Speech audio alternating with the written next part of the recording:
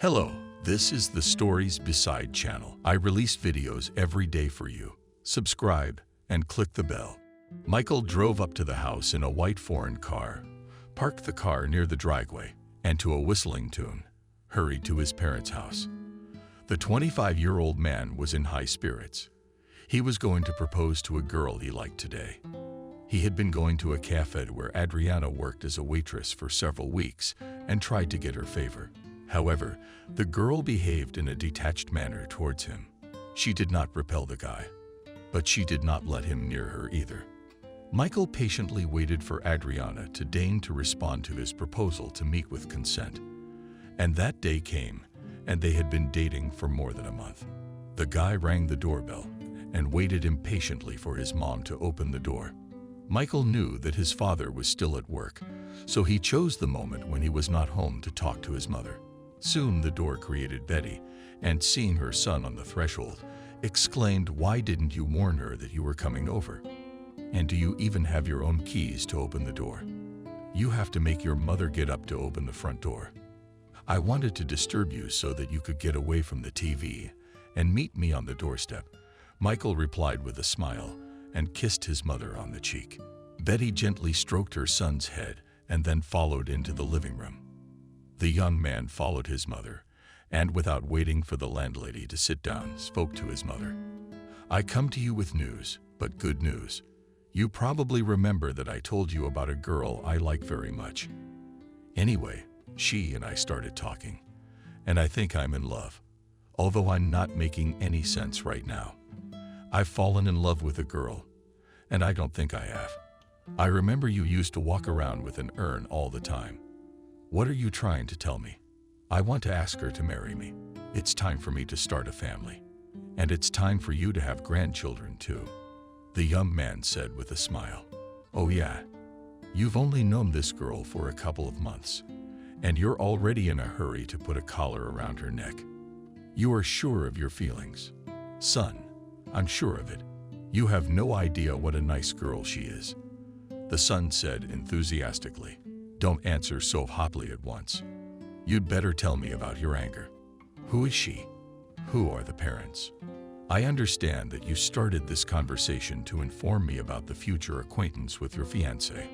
How smart are you? And you've got it right," Michael said with a smile, and then began to tell his mother about his beloved. Betty learned from her son's narration that the girl is 22 years old and works as a waitress in a small cafe. She is from the village. She rents a room with a friend. The girl's name is Adriana, and she has never been married before. Michael's mom didn't have enough information. She started asking about Adriana's parents, who they are, and what they do. However, the son grumbled at these questions and asked why such meticulous details about the life of the chosen one. Betty wanted to answer the tycoon, but immediately changed her mind as she realized that the boy would not give any intelligible answers. He just didn't know them. The old woman then asked her son when the acquaintance with the girl would take place, and here the young man smiled and said that it would be tonight. Betty splashed her hands. She didn't expect it to be this day. Michael, seeing his mother's reaction, laughed and then hugged her and asked her not to worry. The older woman threatened her son playfully with her fist and mouthed, "This is not the way to do it. You should have told me about it in advance. I would have at least prepared a festive dinner in honor of it. Now I'll have to order something from the restaurant. Mom, you don't have to set the table. We'll just have tea and cake tonight. It'll be easier that way. I told you Adriana comes from a simple family, and she's not much for formal occasions. Okay, you got it. I guess I'll just have to tell my father myself," Betty said, smiling. "You're right on the money, as always," the boy replied, and then kissed his mom and immediately left the apartment. After a while, Michael and his girlfriend were sitting in the living room at his parents' house. The young man watched his mother asking tactfully questions to the guests. Adriana answered the landlady without any embarrassment. Soon their conversation was interrupted by the boy's father, Benjamin. The man from his wife already knew a little about the election of Michael, but nevertheless, like his wife, wanted to know everything about the girl. After all, the son is going to marry Adriana, so he approached her. Are you a waitress? Are you really going to run with a tray in the hall all your life, waiting for tips? Michael involuntarily wrinkled his nose at his father's question. He understood perfectly well that his father did not like where Adriana worked. The young man looked at the election to see her reaction. The girl, however, calmly answered Benjamin that the place of work suited her quite well, and she did not consider it shameful to take a tip when people themselves offered it of their own free will. As soon as Adriana's reply sounded, the landlord glanced at his wife, who was looking thoughtfully at her guest. The elderly woman felt her husband's gaze and turned to him. She understood perfectly well that the girl did not like the answer, and only Betty wanted to say something as Michael spoke. Dear parents, now is not the most important thing where Adriana works, because I can assure you that only we will legalize the relationship with her. Then my wife will stay at home.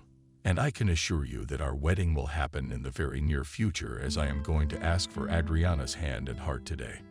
And after this phrase, the guy turned to the girl and softly said, you are ready to become my wife and live the whole life together with me. Adriana was not embarrassed at this question. It was as if she knew that today Michael would propose to her. The girl was silent and did not hurry to answer. And the young man waited impatiently for his chosen one to speak. A few minutes passed, and Michael could not stand it, and again made a proposal. And only then Adriana, smiling, said that she was ready to become a spouse. The guy sighed with relief and tenderly kissed his chosen one on the cheek, and then cheerfully told his parents to prepare for the wedding.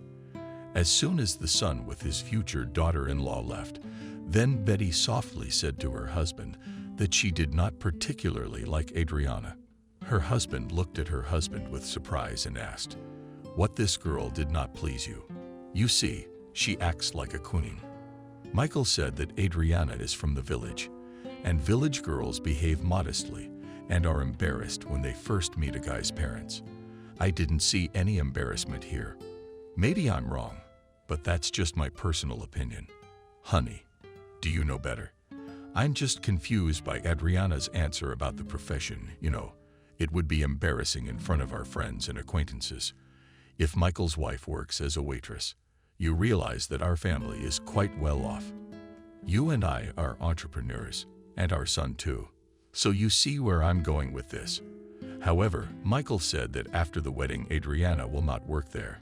But you need to talk to your son about it. I'll be sure to talk to him.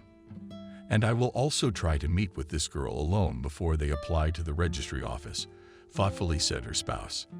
Betty called her son after a couple of days after this conversation with her husband and asked about Adriana's job at the cafe. Michael was surprised by his mother's question and asked her why she would do that. The interlocutor replied that she just wanted to talk to the girl. The boy dictated the mother's address. Betty met Adriana at a cafe and returned home after the conversation. In a dejected mood that did not escape her spouse, the husband sympathetically asked his wife what had happened. Blagoviova replied that she drove to her son's girlfriend at work and caught her at the same table with a friend Michael. Benjamin responded with a surprised expression. But it's not a crime. It might be, but the fact is that the son's buddy was holding Adriana's hand, and then, as she noticed me, she abruptly removed her hand and became very embarrassed. In my opinion, it was not a friendly handshake. And then Ethan, seeing me, said hello and left in a hurry, which is not like him at all. You know, he's always friendly with us. But okay, that's not the point. Next, I tried to talk to Adriana about her feelings for our son. She said that she loves Michael and added that she doesn't like strangers prying into her soul. You realize Adriana called me a stranger, and I'm her future in-laws. I mean mother-in-law. How do you like that, Benjamin? After his wife said that, he frowned.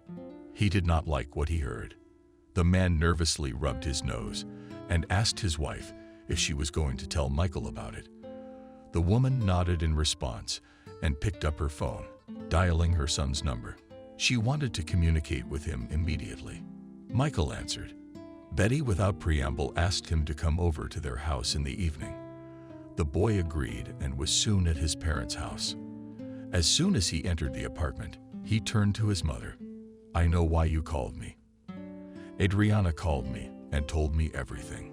She said you're prejudiced against her, and I'd like to know why. Although I can answer that for you. You both don't like that she's a waitress." "What do you mean, prejudiced?" the mother said, perplexed, and looked at her husband, who was looking at her son with a frown. And then Betty, seeing that her husband is not in a hurry to enter into conversation, said, "I just wanted to talk to your chosen one, and I did not say anything bad even. Adriana, by the way, sat with your friend Ethan at the cafe where she works and held hands with him nicely. I think that's exactly what she didn't tell you. What are you trying to say?"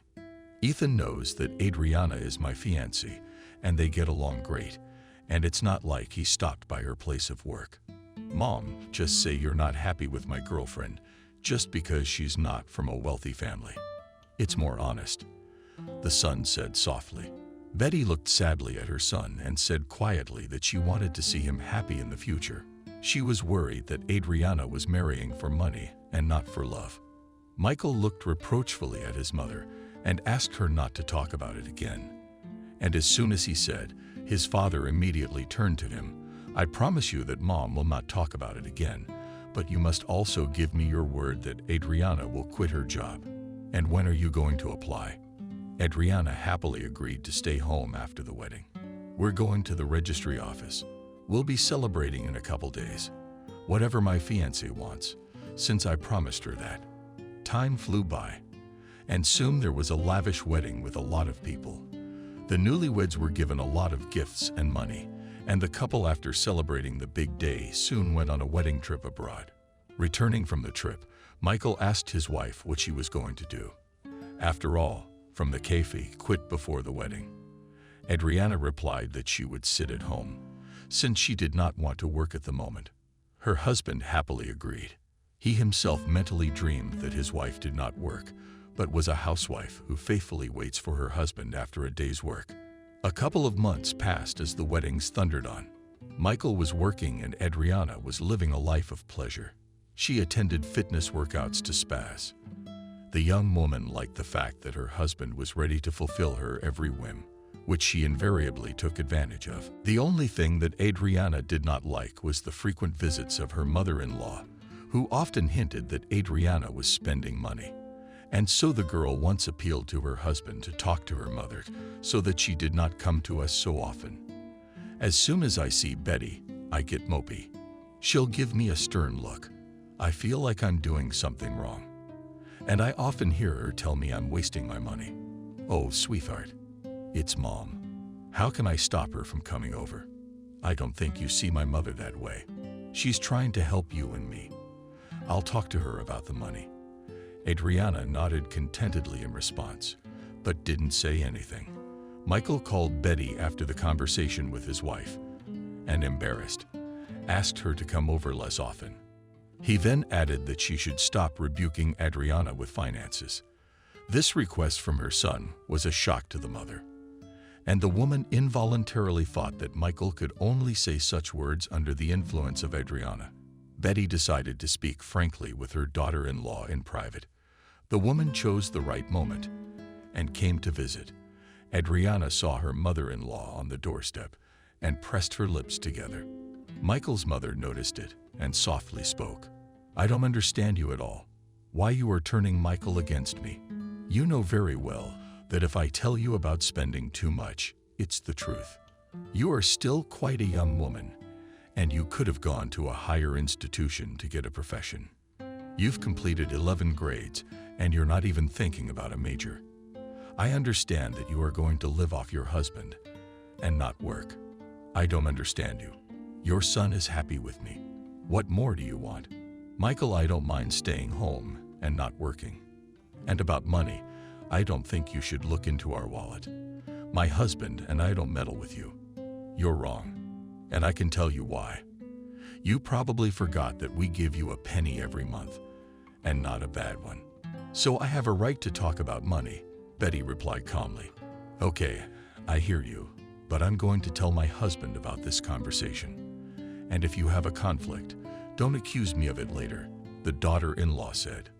Betty did not continue the conversation and silently left. At home, the woman told her husband about the visit to her daughter-in-law. Benjamin was unpleasantly surprised by the behavior of his daughter-in-law and only wanted to tell about it. As they heard the sound of the door opening from the hallway, Michael entered the living room. The parents immediately noticed the frown on their son's face. Betty guessed. The boy's visit was related to today's conversation with her daughter-in-law, and the landlady turned out to be right. As the young man said in a rather rude manner, I promised you that Adriana would not work. So why don't you, father, keep your word? Today my mother was at Adriana's place and rebuked her for being a victim. When I came home, I saw my spouse with tearful eyes. Don't talk to your parents like that. Don't forget that your family is still financially dependent on us. And if the mother made a remark to Adriana, it was done on the merits, the head of the family said in response. Excellent. Now you have reproached me for using your money. Then don't give me any more money. We'll live on our own somehow. Michael said sharply and left the apartment at the same moment. Betty hoped that her son had said that in his heart and would call first in a couple of days. But that didn't happen. The woman was genuinely worried about the rift with Michael. She offered her spouse to be the first to go to reconciliation, but her husband said that it was not worth it. 10 days flew by, and Michael still did not call his parents. Neither did the daughter-in-law. The woman knew that the son is currently on a business trip, and therefore decided that it was necessary to first establish relations with the main. Betty got ready and drove to Adriana's house. Her door was opened by her sister-in-law, who unceremoniously said that her mother-in-law's visit was undesirable at the moment. The guests tactfully asked her to invite her into the apartment, but the daughter-in-law refused. Betty was about to leave, as noticed on the rack in the hallway another man's jacket. The woman looked at it and asked Michael at work, "Who's your guest?" "No one in his absence." "What kind of silly speculation is that?" Betty only at that moment noticed that Adriana was wearing a hastily thrown silk robe, so she pushed her sister-in-law aside with her hand and entered the apartment. She hadn't even made it to the living room before she heard a man's voice say, "Adriana, honey, are you taking so long to pay for sushi?" Betty immediately recognized the voice of her son's friend. It was Ethan's. The woman walked briskly into the living room and saw Michael's buddy lying on the couch with his bare torso. Ethan turned at the sound of footsteps entering and looked embarrassed. Betty, barely holding back from shouting, muttered, "How are you both not embarrassed?" "Ethan, Michael is your friend. He's helped you out so many times with free money, and you betrayed him. Have you no shame?" Then the guests turned to her daughter-in-law and said, "And how could you afford it? From the wedding was only a few months, and you are already tumbling with another man. Why did you marry Michael then? Was it just so you could be wealthy?" At this time, Ethan stood up and pulled on a t-shirt. The man then approached Betty and asked her to calm down. The woman gave the guy a resounding slap in return. The young man rubbed his cheek and said, "I understand your outrage. But the thing is, I love Adriana, and she loves me. Yes, Michael is my friend, and I was going to tell him about our relationship in the near future. It's just that your son and I started courting Adriana together. She made her choice in favor of Michael. But after a while, she realized she didn't love him. You can't blame her for that. Let me tell you myself, Michael, he's a good man and a good friend. He should understand everything." Betty listened to Ethan in silence. The woman didn't know what to say at the moment, for she was overwhelmed with feelings, disgusted with the couple. The guests looked disdainfully at the couple and spoke to Ethan with disgust. "Get out of here, and don't come back here until your son gets here. And remember, you have to tell me everything. Michael the day he arrives, and if you don't, I'll tell him myself." After that, the woman turned to her daughter-in-law and spoke, "And you too must confess everything to your husband. I hope that you have not completely lost your conscience and try to tell your husband truthfully how you gave him horns. A few days passed. Betty waited anxiously for her son's return. And the day came. Michael showed up at his parents' house the next day. The mother looked carefully at her son, trying to see if he knew about everything. The young man saw that his mother was worried about him, and he quietly said not to worry. Then he added that he already knew about Ethan's relationship with Adriana. Betty anxiously asked him what he was going to do. Michael replied that Ethan was to blame. He's the one who seduced Adriana. That's what my wife told me. And they had it one time. The day you came to visit. You knave fool, exclaimed the mother, who did not expect such words from her son. And then she realized that Michael knew the whole situation only from Adriana's words. He had not spoken to his friend yet. Betty, as soon as she realized it, said softly, "Have you talked to Ethan or not? He promised me he'd tell you himself." "No. Call your friend now and have him come here right away. I want him to tell me everything in front of me." Michael looked glumly at his mother. The boy didn't object to his mother and complied with her request. Ethan answered immediately and said he would be there within the hour. Betty, hearing that the buddy would be arriving shortly, she nodded satisfactorily. An hour later, Ethan was sitting at his friend's parents' house, and in the presence of the landlady, he told her about his relationship with Adriana. Michael learned about the fact that the mate had been dating his wife for over a month now. Ethan also revealed that he sincerely loves Adriana and is ready to marry her immediately after the divorce. Michael looked at his friend sternly. At the moment, he didn't know who to believe. Only yesterday his wife had assured him that she had been intimate with Ethan only once, and now it turned out to be a completely different story. Michael was closely watched by his mother. The woman understood that her son is now unbearably difficult morally, and the young man nervously rubbed the bridge of his nose with 2 fingers. A pause hung in the room. Betty and the guest waited for Michael to speak. He, in turn, stood up and spoke clearly. "I've lost my friend anyway. And the rest, Mom, you'll find out later. And you, Ethan, it is no longer your concern. And a huge request never to appear on my horizon again. I don't want to see you under any circumstances. Just forget you ever had a friend." After these words, Michael kissed his mother and, without paying attention to his friend's outstretched hand, left the apartment. Ethan apologized to Betty and hurried after his friend. Michael, however, as soon as he saw that his former friend was catching up with him, told him firmly to stay away from him. Ethan tried to explain himself, but his companion looked at him menacingly and repeated his request with contempt. Meanwhile, Adriana was waiting for her spouse at home. She knew that her husband had gone to his mother. The young woman had already had a word with Ethan before then and asked the man to say that they had been intimate once. However, the lover said he would not do so. The young woman still hoped that Ethan would fulfill her request. And so Michael walks into the house, where the wife is sitting meekly on the couch. The girl looked at her spouse and immediately realized that her husband was talking to Ethan. Adriana lowered her gaze to the floor, waiting to see what her spouse would say. Michael came up to her and asked softly, "Why did you lie to me yesterday? Why did you lie to me yesterday?" "Ethan just told me about everything recently." "What are you talking about? You know perfectly well. You don't have to lie to me right now. It's not the best thing to do.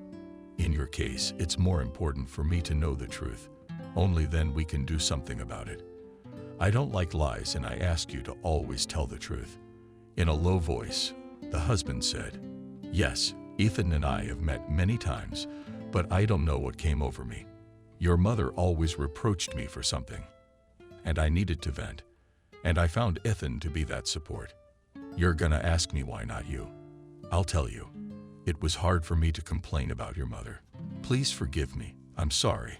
I only love you. Believe it or not, I'm very sorry for what I did. Yes, I am. What else do you want me to say? I don't know what I'm supposed to do right now. You want to throw me out like a toy?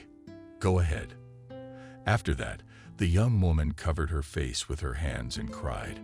Michael looked at his wife and it was unbearably painful for him to see a loved one crying. He went to her, lowered himself down, and gently kissed the barrel of her ear, and then said that he wanted to forget about the affair and never remember it again. Then he gently added, "Let's start fresh. I promise I'll never remember it, but you won't cheat on me again.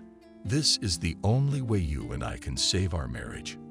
Understand that I love you very much, but I want to know that you feel the same way about me." Adriana responded by hugging her husband, crying and thanking him for his generosity. Michael tenderly pressed his wife to him and then kissed her on the lips, adding that from that day on it would be one and everything would be fine in the future. Several months flew by after Adriana cheated on Michael. Adriana completely stopped communicating with Ethan, and soon the young woman became pregnant. She was not particularly happy about this circumstance, as she did not want to burden herself with the troubles of a child. Therefore, Adriana decided, without saying anything to her husband, to terminate the pregnancy. The young woman went to the Women's Counseling Center and soon received a referral for hospitalization. However, Adriana did not manage to do as she had planned. Michael saw the referral, which the girl forgot to remove. The man immediately turned to his spouse. "What do you mean? You are pregnant and did not put me on notice. You and I agreed that there would be no more secrets between us. We're not ready to become parents at this time. You said yourself there are still business problems. And as far as I know, your mother's back to helping you financially, which you're not refusing. That's not an argument to terminate the pregnancy. I'm against it," the young man said emphatically, and defiantly tore up the referral for hospitalization. Adriana realized that there was no point in arguing with her husband, because in this situation he would insist on his own. The girl shrugged her shoulders in displeasure and mumbled that then she would need double care and attention. Michael, hearing Adriana's words, looked at his wife with a joyfully perplexed look and asked her if you lacked my attention. "I don't mean that. Since I'm in an interesting position, I need to go to a sanatorium to rest." "All right, sweetheart. Everything you said is no problem." Michael was delighted that he would soon become a father, and he was eager to share his joy with his mother. Betty took the news with delight and congratulated the young family from the bottom of her heart and advised her son to be attentive to his other half. Time passed, and at the due date, Adriana gave birth to a baby boy who was given the name Liam. Michael rejoiced over the event like a child. He, while his wife was in the hospital, managed to make repairs in one room, organized it as a nursery. In this man was helped by his mother. She picked up wallpaper, and Betty, together with her husband, bought a stroller and a crib. Adriana did not appreciate the efforts of her mother-in-law and husband. The young woman saw that the room was now a nursery instead of a bedroom. Disappointed, sighed Betty, noticed the grieved look of her daughter-in-law, and in bewilderment asked her daughter-in-law what she was not satisfied. The girl, holding back her displeasure, softly mumbled, "Now my husband and I have no bedroom. I told Michael that it's too early for us to have children. So when are the living conditions not ready? What kind of nonsense are you talking about? So live many families in a two-room apartment when one room is given to children and the second room is occupied by parents," replied the mother-in-law. "But you live with your husband in a three-room apartment, and Michael had a separate room, and you have bedrooms," Adriana said haughtily. Michael felt that if his mother continued the conversation with his wife, a quarrel might break out. So the young man, in order to diffuse the situation, suggested that they all sit down at a festive table and celebrate the birth of their son. Michael's idea was taken up by his father, saying to his daughter-in-law, "You gave us an heir, for which we are very grateful. And now, if you have a beautiful daughter in the near future, you will have a three-room apartment. No more children. I gave birth to Liam, and that's the end of it," Adriana replied firmly. Time moved slowly. Michael hurried home after work to babysit his son, and his wife, meeting her husband, complained that she was very tired to take care of the child, as the baby requires constant attention. The head of the family did not understand how Adriana can be tired of his son. Michael even addressed the mother on this occasion. He briefly outlined the situation. Betty listened attentively to her son, and without any shyness explained that Adriana loves herself too much and wants all the attention to be directed only to her. A year after Liam was born, Adriana said that the baby should be placed in a nursery. Betty was against this and was very clear about it. Liam is still very young. We should wait until he is at least 2 years old. You don't understand how 24 o'clock a day it is to be with a baby. I don't even have time for myself, and I want to have that too. Personal space. But you're a mother, you don't belong to yourself now, because you have responsibilities. And why put the baby in a nursery if you're not going to work? Betty said with indignation. What's work got to do with it? I don't think you heard me. I've been at home for a year without a care in the world. I'm entitled to a vacation, nervously exclaimed the daughter-in-law. Without deceiving others, Michael. As soon as he comes home from work, he immediately deals with his son. And you run to the spa or something. And my grandfather, and I often do not rush with my grandson. Adriana did not answer, but pressed her lips together, letting her know that she would do it her way. And as a result, it happened. Just a month later, Liam was registered in the nursery. The baby had been in the nursery for a couple of weeks as a cold. Betty immediately expressed to her sister-in-law that it was too early to put the baby in the nursery, as he was still small. Liam recovered after 10 days. Adriana wanted to take the boy to the nursery again. But here her mother-in-law resented her and said she would not allow it. Michael at this moment listened to the squabble between wife and mother and did not know how to reconcile them. And then the man realized, and he proposed to hire a nanny for the baby at least up to 2 years. Adriana liked the idea, and the young woman gladly agreed. Betty looked reproachfully at her son, letting him know that he had suggested the wrong solution. Michael perfectly understood his mother's displeasure, but at the moment he wanted to please his wife. And only because of this he did not change his decision. And soon Liam had a nanny, who was found through an ad. She was a 30-year-old woman. Her name was Kathy. She quickly found an approach to the baby and performed her duties perfectly. Michael liked the way the nanny treated Liam, but Adriana always had complaints about Kathy. And once again, when Adriana began to reprimand her husband that the nanny was not doing her job properly, her husband couldn't stand it and said, "You know, it's very hard to understand you. You wanted a nanny to look after our son. What's your problem again? Last time you complained that Kathy was looking at her phone screen more than she was doing Liam. And then you claimed she yelled at the baby when he dropped a mug. What happened this time? You just said that to me like I made it up. I didn't say that. I just want to clarify what happened again. Why are you mad at the babysitter?" The head of the family said with a frown in his eyebrows. "Okay, I'll tell you straight up. I saw that Kathy often looks in the refrigerator. Why don't you think it's strange? I mean, she didn't put anything in there. And then I noticed that we were missing some food." Adriana said. The man looked at his wife with bewilderment. This is the kind of news he had not expected. After a little silence, the husband asked his wife if she was sure of her words. Adriana irritably shrugged her shoulders and exclaimed that there was no point in lying to her. The very next day, Michael got up to go to work. He wanted to have a word with the nanny while his spouse was still asleep from the morning. He greeted Kathy as usual, said a friendly hello, and then without any preamble, told her about the missing groceries. The woman, hearing this, blushed instantly and spoke indignantly. "To accuse me like that, you must have hard evidence. I will not deny that I look in the refrigerator, but only to get food for the baby.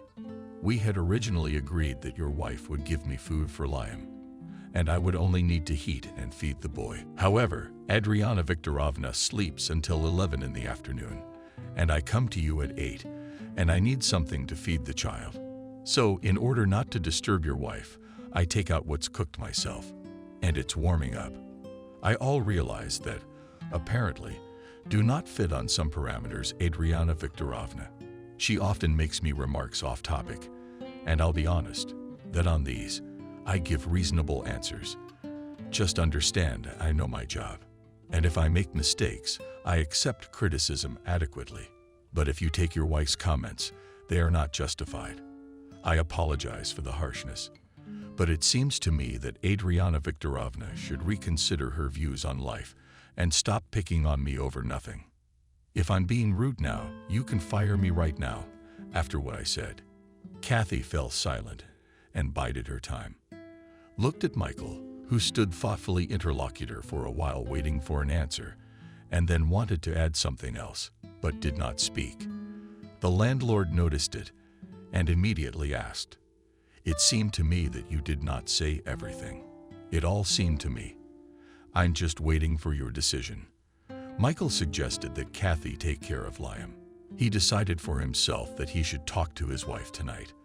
The man realized he believed every word the nanny said, but the behavior of his wife could not understand. In the evening, coming from work, Michael told his wife about the conversation with Kathy. The young woman took what she heard in a peculiar way. Adriana told her husband that maybe I was wrong, and she was really picking on Kathy, and immediately added that all this is because she is tired and she wants to go to the sea.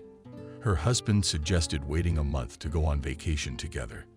But then Adriana said that it will not be a vacation, as she will have to constantly look after the child. Michael, after this conversation for a couple of days, pondered, and his wife in the meantime, all his affectionately persuaded him to let her go to the sea. And the man decided that there is nothing wrong if his wife would go on vacation, and in a couple of weeks he and Liam would join her. When Betty found out about it, the woman turned on her son with an angry speech. She accused him of being naive and of allowing his wife too much. Michael listened to his mother, but did not change his decision.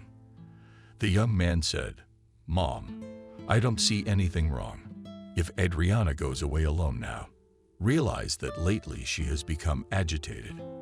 Everything irritates her. I want to see her again as the friendly girl I met. She'll be at sea without us for a couple of weeks, and then I'll join her with my son." Well, don't let them get you again. How was it literally after the wedding? Soon, Adriana went to the seaside. Michael called his wife 2 or 3 times every day. The wife would reply that she was doing well and loved it here. She described how she was spending her time. The husband then thought that he had done the right thing and let his beloved go before them. And then it was time to leave Michael and the baby to the sea, as Adriana called and said that she was leaving for home. On the questions of the spouse about the departure, the wife answered veilingly, without giving specific answers. The man did not argue and said he would meet her when she arrived home. Adriana explained to her spouse that the weather at the resort would be overcast for a week and there would be nothing to do. Adriana saw that her answer upset Michael, so she suggested going to the sea in a month. The man looked at his wife confusedly and said how simple it all works out. Wanted and again on vacation at the resort. And you did not think that this is a big waste in terms of finances. Believe me, the money in our family budget does not fall from the sky. I have to work my ass off practically every day. What are you getting so worked up about? Your parents make a good living. If you ask them, they will not spare a little money for their own son. Listen, but you and I are grown-ups, and we have to make our own budget, not rely on the help of our mother and father. It seems to me that you've forgotten what it's like to earn money. Maybe you should get a job." Michael said irritably, "Is that how you talk? All right, I'll go to work, but let your father tell me later that it's a shame to be a waitress." The wife said defiantly. That evening, Adriana defiantly went to sleep in the children's room. Michael tried to talk to his wife. He absolutely did not want to quarrel with her. However, the young woman haughtily told him that at the moment she did not want any more conversations, and the man had nothing left but to go to bed alone. The day after this conversation with his wife, Michael went to work in a gloomy mood. He was worried about his rift with Adriana. He was even more worried that his wife would actually go to look for a job as a waitress. He didn't consider it a shameful profession. He was more concerned that Adriana would be hit on by guys. And just this Michael imagined, as at the same moment he felt a rising wave of jealousy. Meanwhile, Adriana, as soon as her husband left for work, also got up and started to pack. The nanny looked at the young woman with surprise, as she had long been accustomed to the fact that she got up around 12 noon and then washed herself in front of the mirror and went about her business, and returns closer to her husband's arrival. Michael could not concentrate on his work. He kept going back to his conversation with his wife yesterday. And then the man called Adriana, but she did not answer. Michael tried several more times to call his wife, but all his attempts were unsuccessful. On that day, he left work earlier than usual, and coming home, found that Adriana was not there. The landlord turned to the nanny, asking her where his spouse had gone. Kathy discreetly replied that Adriana did not report to her. Michael, in a shower of features, sat down in a chair and thought about it. And at the same moment, he heard the front door being rejected. The man jumped up and with a quick step followed into the hallway. He saw his wife smiling, who, seeing him, stopped smiling and only spoke softly. "You're supposed to be at work, aren't you? Where have you been?" The husband answered the question with a question. "You said I had to look for a job. That's what I've been doing.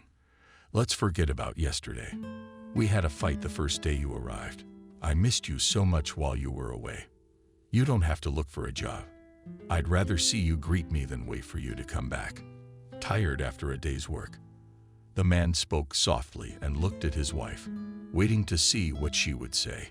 But Adriana said nothing in response. From that day on, Adriana completely ignored her spouse. She behaved with him in an aloof manner. She went to bed defiantly in the children's room. Michael tolerated this attitude to himself for several days. He thought that his wife was just showing him her character.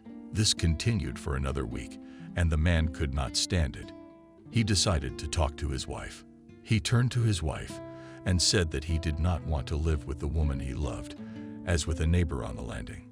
Adriana looked indifferently at her husband and said, "I live with you. What else do you want? I have already explained my position to you. You sit at home doing practically nothing. You don't do anything with your child. Kathy told me everything. As soon as I go to work, you disappear after a while. What is it?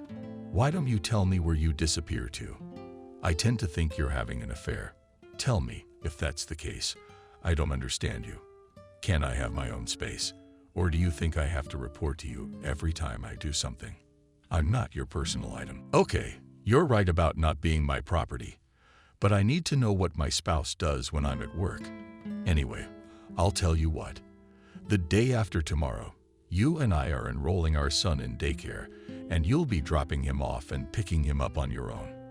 If you're not happy with that, it's time to talk about divorce, because I can't live like this anymore, and I don't want to."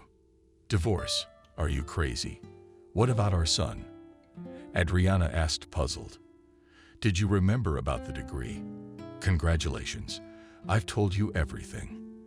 And then you can draw your own conclusions."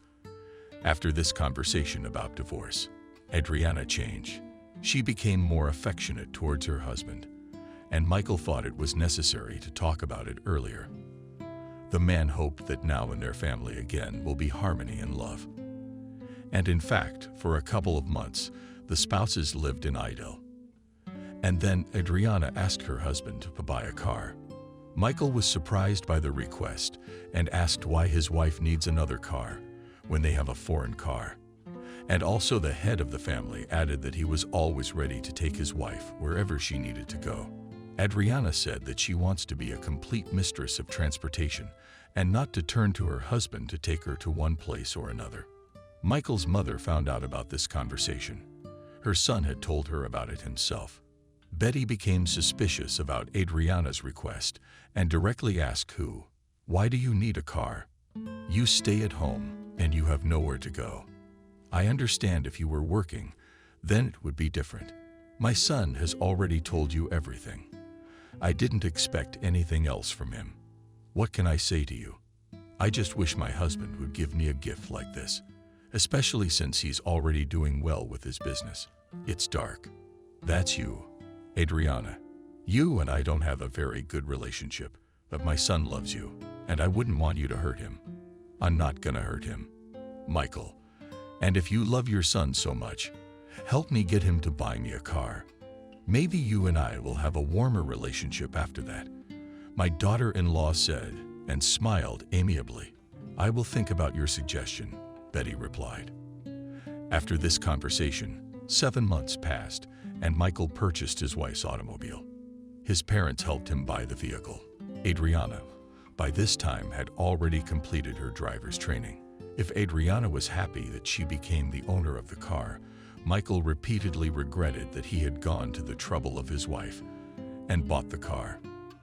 And the thing was that since the moment when the wife had a foreign car, Adriana always disappeared somewhere. And then another event happened in the family, which unpleasantly surprised Michael. The man went to the chest of drawers, where the cash was stored, and found that there is no 1/3 of the amount. The head of the family was shocked, because without a joint agreement the money was not taken. Michael immediately called his spouse, but she did not answer. The man was dejected, but looked out the window. He did not know what to think in this situation. He was distracted from his thoughts by a phone call. Michael thought it was his spouse calling, but it turned out to be his mother, who spoke indignantly. I understand what's going on in your family, but your son should live with you, not with his grandparents. Adriana said that Liam would stay with us for a couple of days, but the boy has been with us for a week, and none of you have bothered to check on him. Wait, Adriana's mom told me that you yourself expressed a desire to take your grandson for 10 days. That's exactly what didn't happen. Your wife called me a week ago and asked me to take a couple days because she had some business to take care of. I said yes, and instead of 2 days, it's been a week, and there was no answer from you. I'll come and get Liam, said Michael, who was unpleasantly surprised for the second time that his wife had deceived him. Soon the young man was sitting at his parents' house.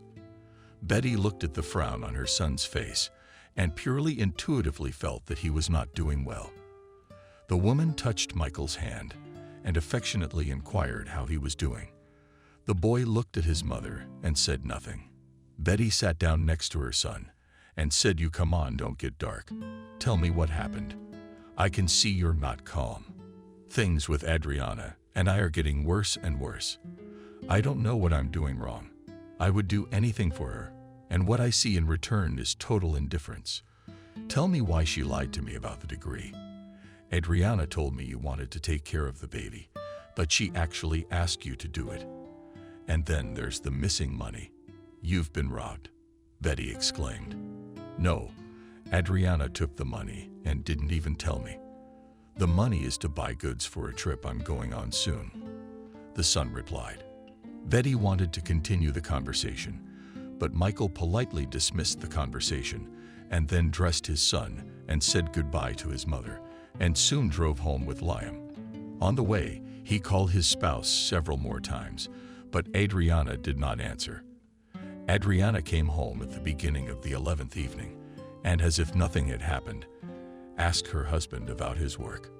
Michael was furious with his wife's behavior, and as soon as the wife went to the kitchen, he rushed after her and, barely restraining anger, said, "Maybe you can explain how I should understand you. You took money from the house secretly. You flashed Liam at your mother, and you're not answering your phone. I was very busy, so I couldn't answer. As for the money, I needed it for business. I decided to take an eyelash extension course. I didn't tell you about it. Otherwise, you would have started talking me out of it like you always do. That's why I took the money to pay for the course. I hope I've answered all your questions. Why would I talk you out of it? I'm all for you having something you love to do. But you know, it doesn't work that way. After all, you're my wife, and I need to know what's going on in your life. Don't you notice that you're living your own separate life away from me and my son, where there's no place. You come home whenever you want. I'll tell you more about the last time you cooked dinner lately." I've been doing it. I'm sorry, but now I'm telling you everything, because I've already spoken my mind. I feel better now. And now, I'll speak out. I don't have the heart to cook, wash, clean. I just want to live and enjoy life. I've had enough of cooking in the village, scrubbing floors, planting seedlings. Now I want to live for myself. And I only signed up for the course so your mother would stop rubbing my nose in it that I'm a freeloader. And once again, you need your wife to do the housework. Then this problem can be very easily solved. A lot of people hire housekeepers. Why? And you and I can't do the same. This way we will solve the problem in one fell swoop. I won't have to do things I don't want to do. And you won't have to cook dinner yourself. What do you think of my offer? I'm starting to think you don't really need a family. We're not hiring a housekeeper. I'm suggesting that you rethink the way you look at life. If you don't listen to me, our marriage will eventually start to fall apart. Realize that I'm not an iron man, and my patience can break too. Adriana, after the last phrase of his wife, came up to him and gently hugged him, and then said that she would try to change. Michael was surprised by his wife's words. He did not expect her to change overnight. After all, only a few minutes ago, she was defending her point of view, and now suddenly she behaved differently. Meanwhile, Adriana stood on her toes and quietly suggested that we make love. Michael was completely confused after this phrase, because recently he and his wife had rarely had intimacy. The man did not bother himself with thoughts, but took Adriana in his arms and carried her to the couch. The next morning, Michael woke up and saw that his wife was not there. He was surprised, got up and went to the kitchen, where he saw that his wife was making coffee. The head of the family looked at the election with surprise. After all, the girl had never done this before. The man said in amazement, "You scare me. What's wrong with you? I told you that I will try to become an exemplary and caring wife. You didn't. I'm glad you did. I hope that it will always be so," replied the husband, and tenderly kissed the chosen one. A few days passed, and Michael was about to go to another city to pick up the goods. How did Liam fall ill? The trip had to be postponed because Adriana was traveling to an eyelash extension course. Michael wanted to ask his mother to take care of the baby initially, but Betty caught a cold herself. Liam recovered only 2 weeks later. During this time, Adriana only traveled for her training and immediately returned home. It seemed to Michael then that their married life with his wife was back to the way it was when they were a happy couple. As Liam recovered, he was put back into daycare. Michael intended to go on a business trip. Then his mother called him and told him that she wanted to go to a sanatorium and offered to take her grandson with her so that he could breathe the sea air. Michael told the news to his wife, and she was delighted with the news. Adriana told her husband that it would be wonderful if the son will be at the resort with his grandmother. She also added that sea air would be good for Liam after his illness. Michael agreed with his wife and informed his mother about it. And soon Betty went to the sea with her grandson. And then, after a few more days, Michael left for the goods. The man always left for 4 days, and Adriana knew about it. But this time, Michael arrived a little earlier. He wanted to surprise his wife. On the way home, the man stopped at a flower store and bought a luxurious bouquet of white roses. Michael imagined how happy his wife would be with the flowers, as he had not bought them for a long time. It seemed to the man that the bouquet would not be enough to make his beloved happy. Therefore, sat in a jewelry store and bought a silver brooch in the form of a soaring swallow. And Michael quietly opens the front door to his apartment with his key. Anticipating a joyful meeting, the man quietly passes into the hallway as he hears an unfamiliar male voice, which says, "Be patient, kitten a little more, and soon this show will be over, and you and I will live happily ever after." The landlord stopped in bewilderment. He felt the rage beginning to flare up inside him. Michael threw the flowers aside and hurried into the room, where he saw his exact copy in bed with his wife. The man was dumbfounded, and then the stranger, seeing the entrant, said with a smile, "I told you that soon the play will be over." True, it's not quite the ending I had planned. But since everything went like this, then maybe it's true that fate loves you more than me. What brother? Who are you? You have a short memory, I see. You were born just a few minutes before me. The stranger grinned. Adriana looked at her husband with a sneering gaze, waiting for his reaction. Michael felt his wife's gaze and looked at her. The woman didn't take her eyes away. Only a sarcastic grin appeared on her face. The owner of the apartment could not believe that his beloved was currently in bed with a man who looked like 2 drops of water like himself. And only Michael was about to say to his spouse, Barbs, as the stranger spoke again, "I think we can save the marital squabbles for later. Now, brother, let's get down to family business. You're not my brother. And get the hell out of my apartment right now. And don't tell me what to do now or later. You and I are never gonna get anywhere." Did you really forget you have a twin brother? Michael looked at the stranger, and somewhere in his subconscious mind, there was a memory of him hugging a boy who looked like him in his early childhood, and they were crying and saying something to each other. However, this memory was so distant that Michael thought it was his fantasy rather than a real piece of memory. Meanwhile, the doppelganger stood up, pulled on his jeans, and then sat down on the couch and asked Adriana to make coffee. The woman unquestioningly obeyed this request. Michael, this action angered, because his wife fulfills the requests of a stranger to him. The owner of the apartment looked with hatred at the guests, and again with a lordly tone suggested to him to clean up. The stranger laughed in response and said, "Don't talk, brother. I'm sorry that your husband seduced you, but I don't think she ever loved you. Judging by what she told me about you, I take it you don't remember me at all." "Well, I don't, although I can understand it, because you've lived well all this time. Your parents spoiled you. You're their only son. I, on the other hand, had a very different fate. Unlike you, I've lived all these years dreaming of finding your parents and making them suffer, and you too. I even came up with a plan, but you got back from your trip early." "What are you talking about?" "You're gonna explain this now, or I'm calling the police. I can't figure out who you are. I don't deny that you look exactly like me. But there are many paradoxes in life, that there are people who are doppelgangers. But that doesn't mean you're my brother." That's when Adriana and Michael walked in. "Shut up." The young woman brought on a tray Turk-flavored coffee and coffee sets. The girl stirred the drink into a cup and invited everyone to the coffee table. Adriana first of all served a cup of coffee to the guest, and then to her husband. While doing so, she told her husband not to hesitate. "This man is actually your brother. His name is William.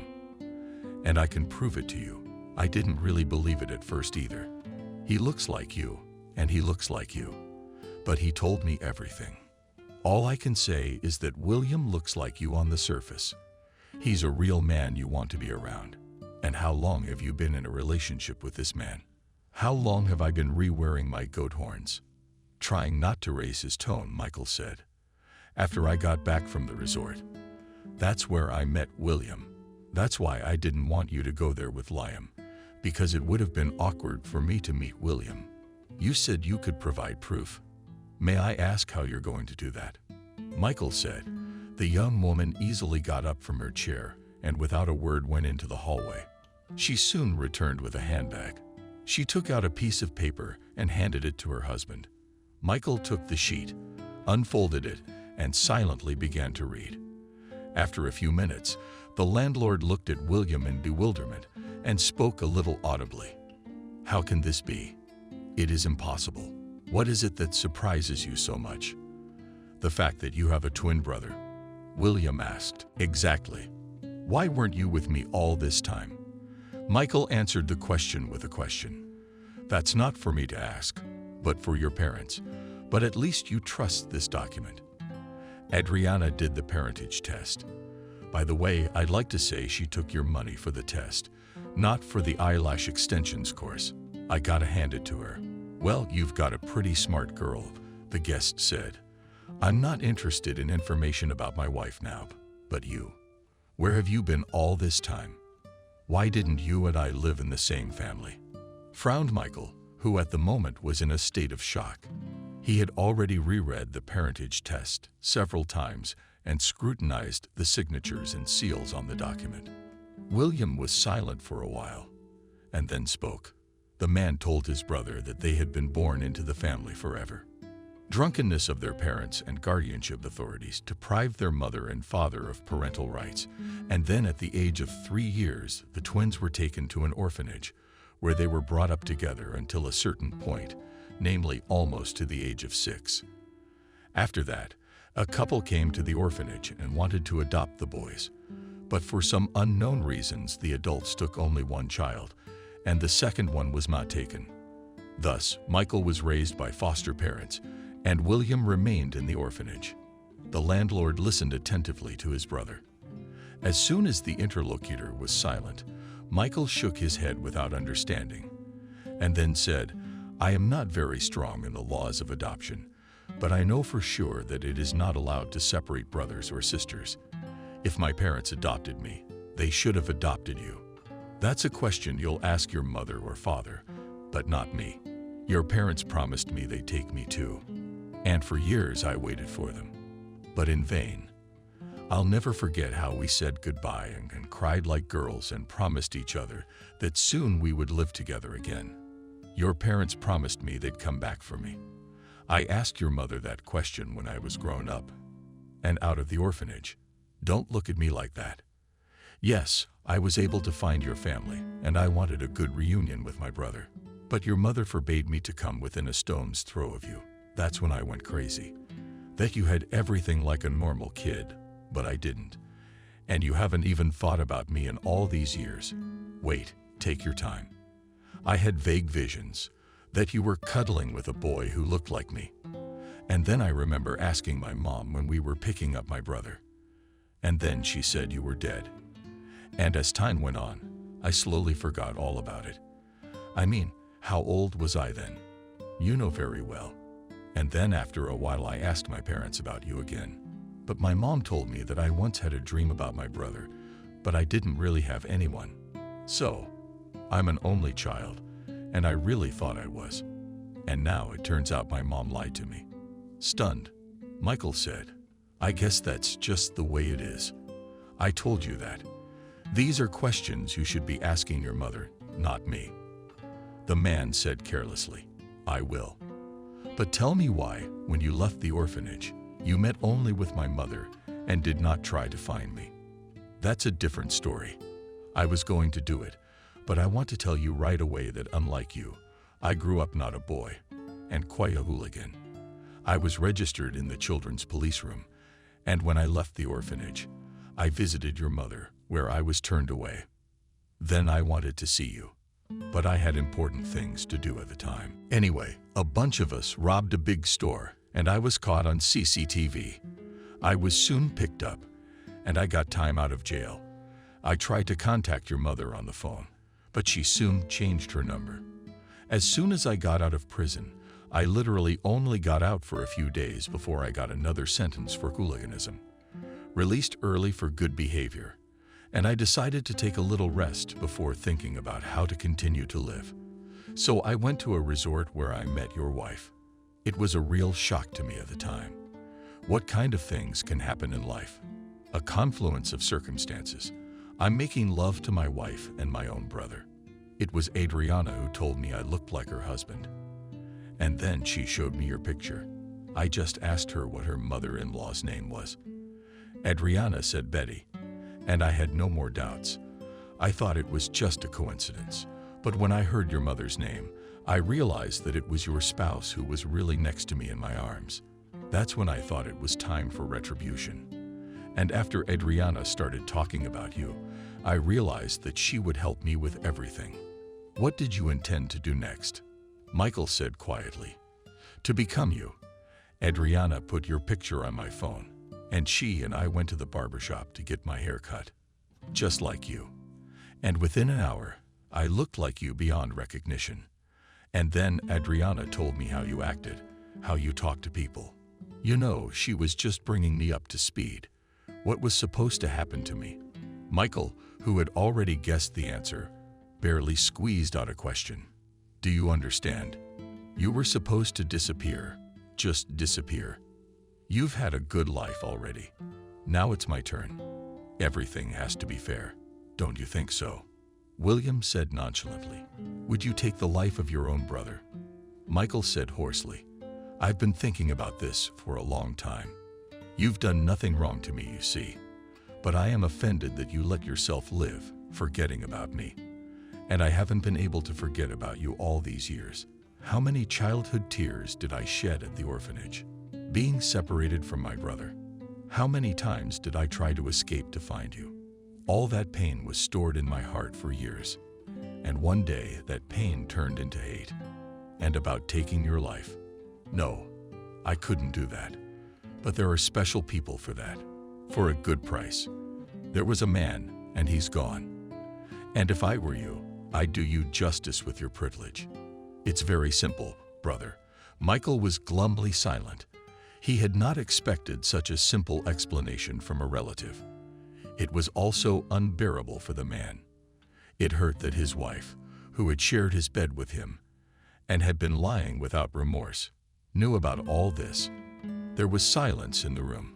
Each of the three was thinking about something else. Michael was the first to speak. He had just realized that his unexpected arrival had ruined the plans of the love couple. The man turned to his brother. Everything you planned has already gone to tatters. Your next move. You're not going to take my life with your own hands, are you? I already know what you're planning, so I can do something to protect myself. That's a good question, and I've been expecting it from you. It all depends on how you handle the situation. I've done quite well for myself. I've spent time learning your so-called habits, and it's easy for me to become you. You know exactly what I'm getting at, don't you? I might add that Adriana and I have even made an experiment in this matter. She and I went to your mother's house together. And guess what, Betty? No, she cured me of you. In short, your fate depends on you. I have nothing more to say on the subject. I understand you perfectly. Give me a few days. I have some things to sort out. Michael said thoughtfully. No problem. But if you want to go to the police for help, that would be your folly. Just don't forget you've got a little boy. Think of him. I don't need the police, and let's not make threats. Don't forget that the child is not only my son, but Adriana's too. And she's a mother after all. And I don't think she cares about the baby. The landlord spoke harshly. Soon William left, and the couple was alone. Adriana nonchalantly collected the cups on the tray and went into the kitchen. Michael followed. He stood and silently watched his wife wash the dishes, and as soon as there was an attempt, the last cup, he asked her to sit down for a conversation. The young woman shrugged indifferently, but complied with the request. The man felt that at the moment he wanted to hit the chosen one in the face, but he restrained this urge. Michael sat down opposite Adriana and glanced at her. The girl coolly endured the gaze, and after a few minutes said, "If you are going to make me regret something or make me feel remorseful, you're wasting your time. I didn't marry you out of great love. I just wanted to get on with my life because I had no desire to go back to the village. You're not my kind of man, to put it mildly. You're basically a Rocklin. But your brother is a real man, a man you can go to the ends of the earth with. And I'm glad that show's over. How long did you intend to wait with William before you executed your plan? He told me I needed you to open a third outlet. You told me that yourself. And naturally, I told William about it. So we would have continued to play our roles for about another month," I said carelessly. "Did you think of Liam when you planned all this together with my brother? Why do you ask about the child right away? Would you have hired a housekeeper and paid her extra to look after Liam?" Adriana replied, "What kind of a scary person are you? I thought William was a scoundrel, but he's not. My brother's just a bitter man about life, and I understand him in some ways. But you, it turns out, I don't know you at all, and I'm amazed at myself at the moment. How I could love you and not recognize your petty soul. You'd do anything for money, even sleep with someone you don't love. I asked you not to appeal to my conscience. It won't work. You're not quite right about the money. Your brother doesn't have much, but I'm with him because I care about him. And I care about him a lot. Unlike you, the wife said pompously. Living here alone, I'll be staying with my parents for a while. And a big request in my absence, do not organize a brothel here. You and William will have that opportunity soon. I promise you that. After this phrase, Michael hastily packed up and left the apartment. At the moment, the man wanted to talk to his parents alone. He wanted to know everything right now. He walked out of the entryway and got into his car and headed to his father's house. As soon as Michael arrived at his dad's house, he asked Benjamin without any preamble about the orphanage and his twin brother. The elderly man nervously grabbed his heart and began to slowly settle to the floor. Michael fearfully helped his father down and immediately called an ambulance. Benjamin was urgently hospitalized with a heart attack. Michael afterward called his mother and asked her to come home immediately. He would not ask his mother anything about his brother over the phone. The man only reported that he'd been admitted to the hospital. Betty promised that she would be on her way home today. Michael was anxiously awaiting his mother's return. He had a lot of questions for his mom. He also didn't know how to start a conversation with his foster mom. The man was worried that Betty would react similarly to his question about the twin brothers and end up in a hospital bed as well. The next day, Betty arrived. She left Michael Liam and herself went to visit her spouse at once in the hospital. Upon her return, the woman was depressed. Michael asked his mother how his father was doing with his health. Betty looked sadly at her son and said that today was much better than yesterday. And then the woman sat down tiredly in a chair and quietly said, "I know you want to know a lot of things from me. My father told me I understand that your twin brother found you and had time to tell you a lot of things. Yes, that's how I got the story from him. Now I'd like to hear it from you. How could it be that one boy was taken and the other left in an orphanage? Son, you just listen to everything. And then I don't blame my father for anything. He had nothing to do with it. Daddy did what I told him to do. You know how much your father loves me and you. He'd drop his pants just to be happy with you and me.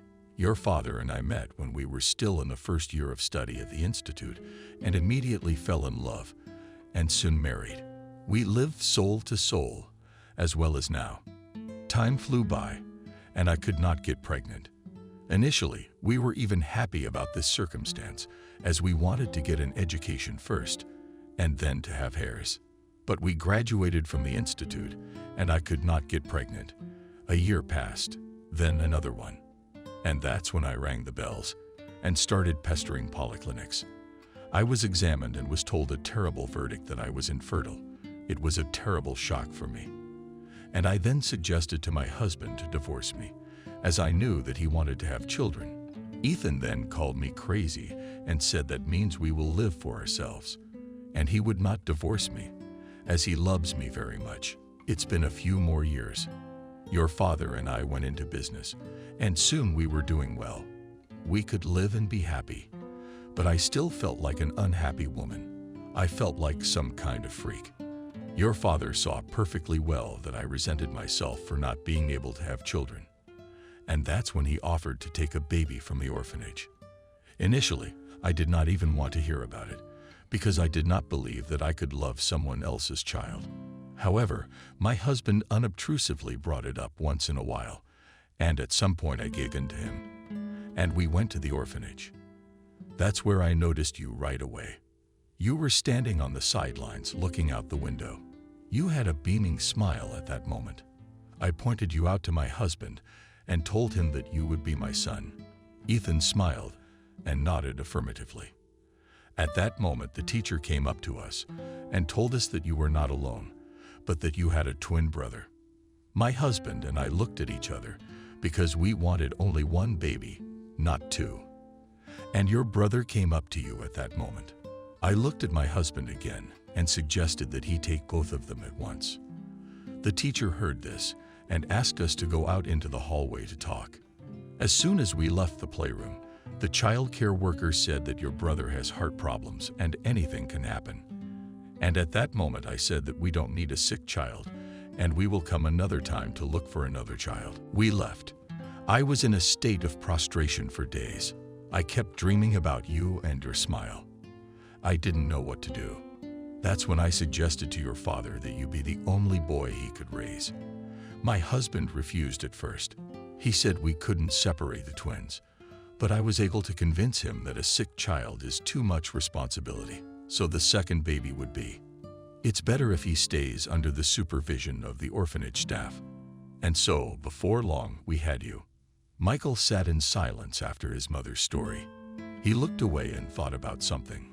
Betty at the same time looked at her son expectantly, waiting for Michael to speak. After a few minutes had passed, the man looked at his mother and quietly said, "How could the orphanage give you only one twin and leave the other one behind? Son, money makes everything these days. Take my word for it. And in our case, we had a lot of financial help. I know it sounds horrible, but I was afraid to take responsibility for that boy." "That's funny. You're speaking for that boy. He's not a boy. He's my own brother, the one you separated me from back in the day." And that boy grew up and became angry at the world, not only at you, but at me. And all these years he's been waiting for me to find him or for you to take him away. Do you have any idea what it was like for me to hear him say that? William grew up hurting and hating me, although it's not my fault.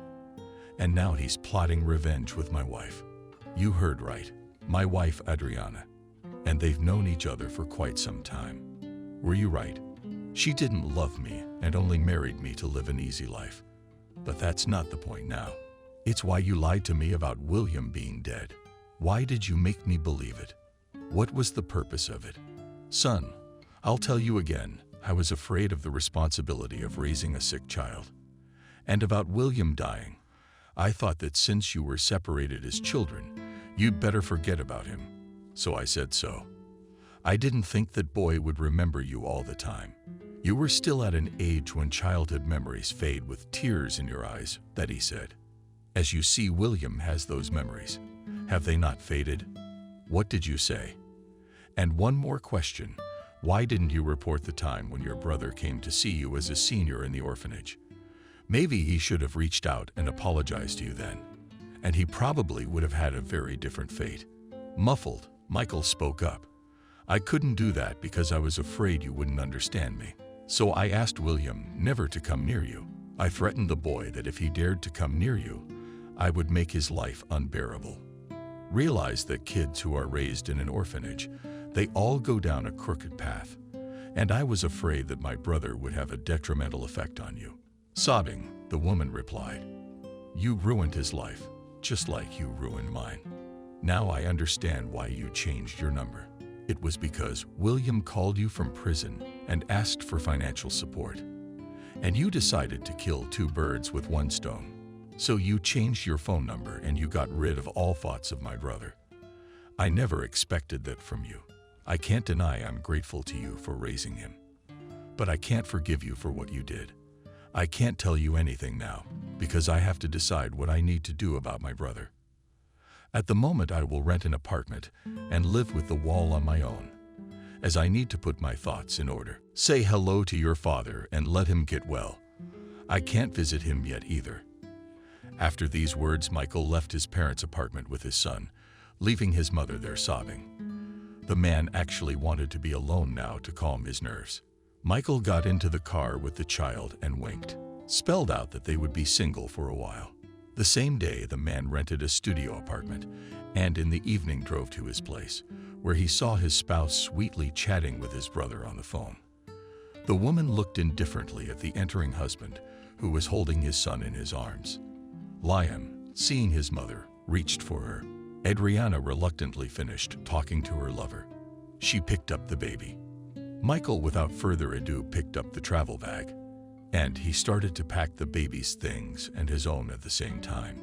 Adriana at this moment indifferently watched her husband's actions. As soon as Michael collected the bag, he called Liam to him. The baby can hardly pronounce words. Asked, and Mom will go with us. No, son, your mom has better things to do. Let's not distract her. You saw how mommy talked to a client who will be extending eyelashes. The head of the family grinned. Adriana smirked in response and softly spoke. Very funny. Let's get the baby involved in this whole thing. I think you did it yourself when you put your personal life on the line.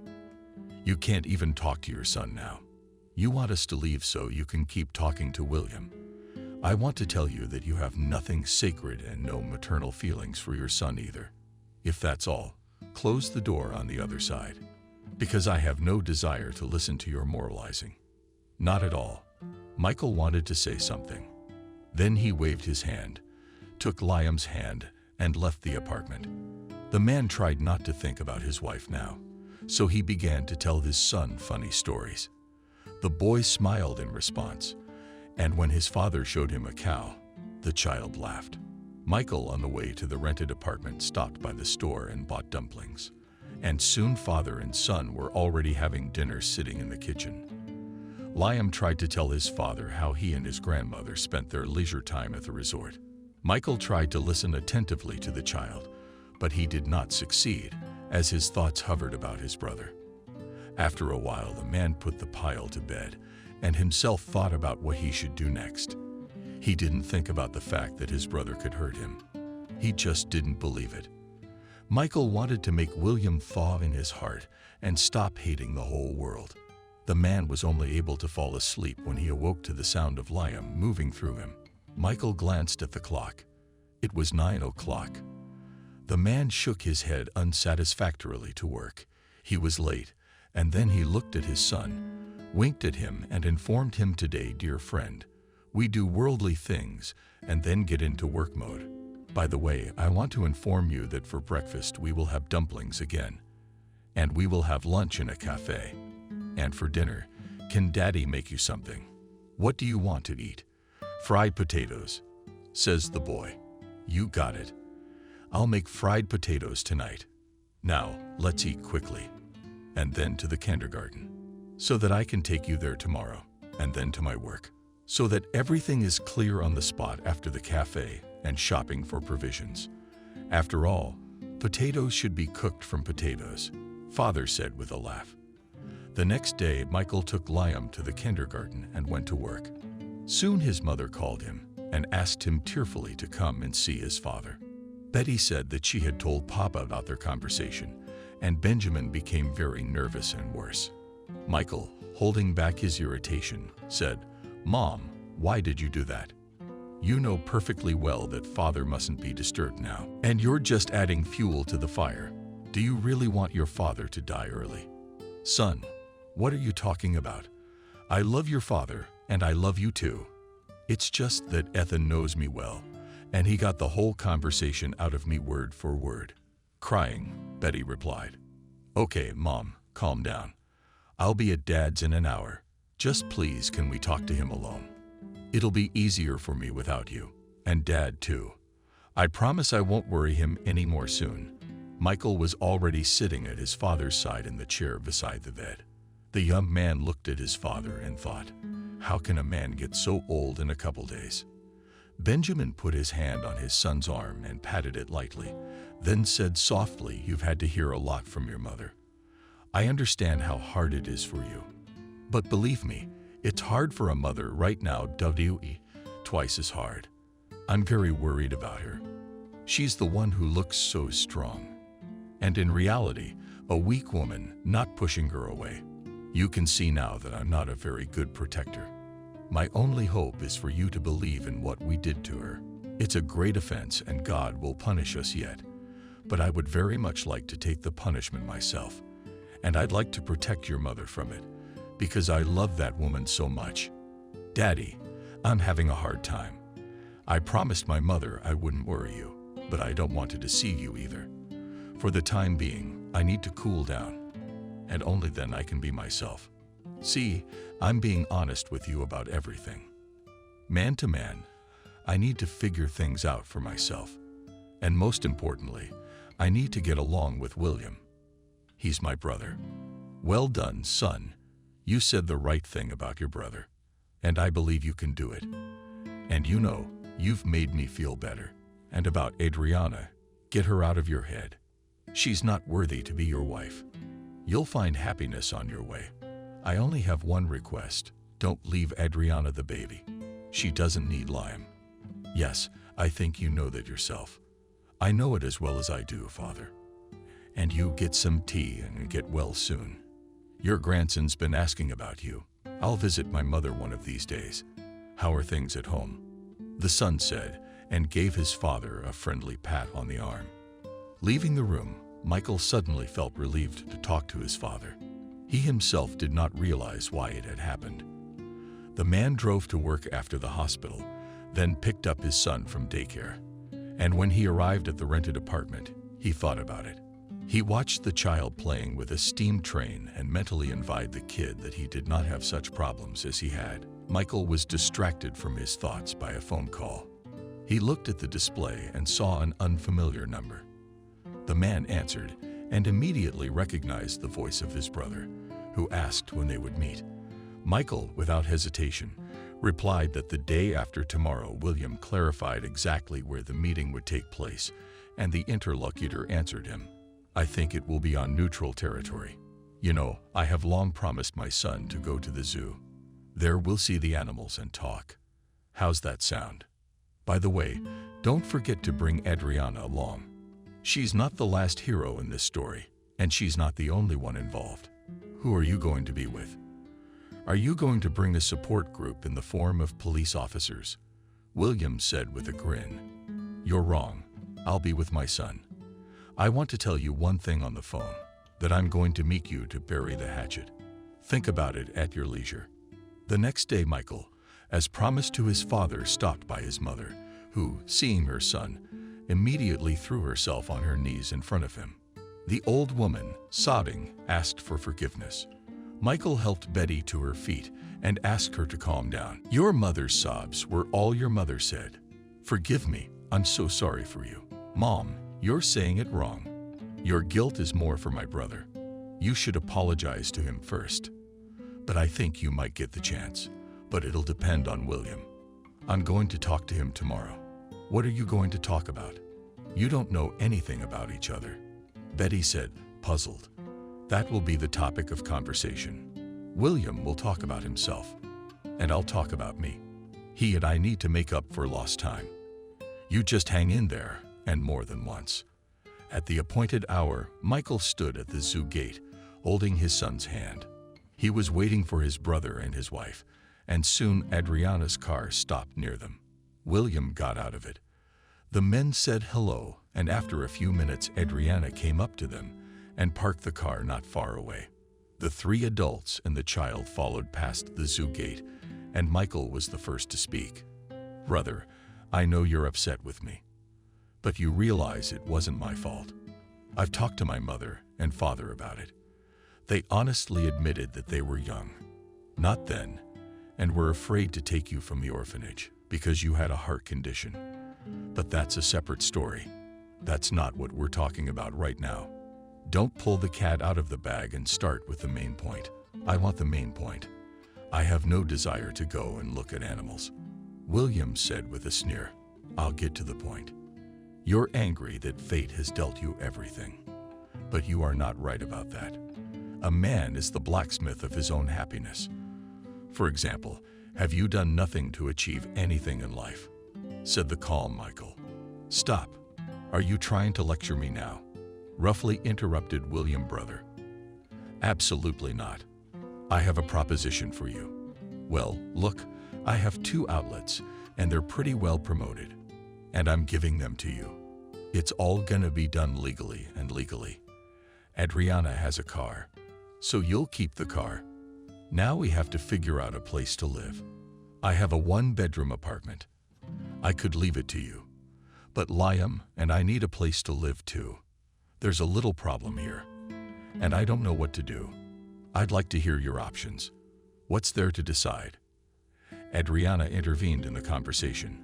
The men turned to the woman, who continued to say, Michael, you can move to your parents because they have a 3-bedroom, so you have somewhere to live. Adriana, I'm used to living on my own. I can only offer to exchange the 2-bedroom for 2 1-bedrooms. I'll make the extra payment myself." Michael said, "There's no need for an exchange." Adriana exclaimed businesslike. The brothers looked at the young woman again. She, in turn, shrugged her shoulders and spoke. "William has a one-bedroom apartment that the state gave him when he came out of the orphanage. But it's in the middle of nowhere. So Michael can have it, and we'll stay in the two-bedroom that you've officially registered to me. How's that sound?" "Well, you're a woman of fire," said William admiringly. And then he added, "You've got a super brain in your head. I picked the right woman for me." "Well, let it be as you decide. We'll take care of all this business in a couple days. And now I'm turning to you, William. Can you burn the anger out of your heart and forgive my parents? Believe me, they're so sorry for what they've done, and they're having a hard time. My dad is in the hospital having a seizure because of this whole situation. I know your parents will be on their knees begging you for what they did. I wish you could find the strength to forgive them. I am ready to take off the last of my pants and give them to you, just to thaw your heart. And I say that with a pure heart. How easy is it for you? You know how they say, a little money and all the years are gone. I can't do that, unfortunately. And what do you want me to do in this case?" William said in a hoarse voice with excitement. "I didn't say it was easy. But you see, if you and I have already met, perhaps this is our chance to be brotherly friends, not sworn enemies. Don't you realize that anyone can make a mistake? But you can't just go straight to the gutter. Yes, my parents made a terrible mistake, but they regret it. Just give them a chance. I can't promise you anything." "I need time," said the interlocutor glumly. Michael smiled at the same time. William looked at the twin with surprise and said, "What did I say that was so funny?" "Nothing, really. Nothing. It's just that you're saying exactly what I said to your father the other day, that you need time. You have almost all the same words and the same intonation as me. Apparently, Adriana has done a good job of molding you into me." His brother smiled. The adults laughed, and Michael thought that William might be able to get over himself and forgive Betty and Benjamin about Adriana after a while. Michael had a very different thought. In his opinion, this one had. The girl would always prioritize money over feelings. He even at the same moment realized that he had completely cooled Adriana, and it made him feel even better. In the evening of the same day, Michael went to his father and told him everything. Papa shook hands with his son and said that he had done the right thing and asked him to visit his mother. Michael did not resist and was happy to do so. After the hospital, he went with his son to his mother's house, where he also told her about the reconciliation with his brother. Betty, hearing the news, said the son hugged his mother and softly said no need to cry anymore. Everything is in the past. Now only time is needed for everyone to calm down a bit. You, mother, have often told me that time heals. So it should happen in our case. The important thing is to believe it. You can't go back to the past. You have to live in the present. The important thing is that William doesn't go down the wrong road, because he's had a lot of things in his life he shouldn't have. Son, I will obey your brother, and it's up to him to forgive me or not. But know, my dear, that I love you more than life, and I will try to love William as well. I know that God will punish me and my father. Ethan told me so. But your father has already been punished by the Almighty because he had a heart attack. It's my turn next, and I'll take it with dignity. Don't be silly. It's just that Daddy has a weak heart, and no one has punished him. And no one will punish you. We'll be all right. Now feed me and my grandson. We're hungry as wolves. I suggest even in honor of this to run to the store and buy a huge cake to celebrate such an event. It's not every day that brothers reconcile after all these years apart. And you know, Mom, William does look just like me. The man laughed, and Betty laughed too. Liam looked at the grown-ups uncomprehendingly and laughed merrily too.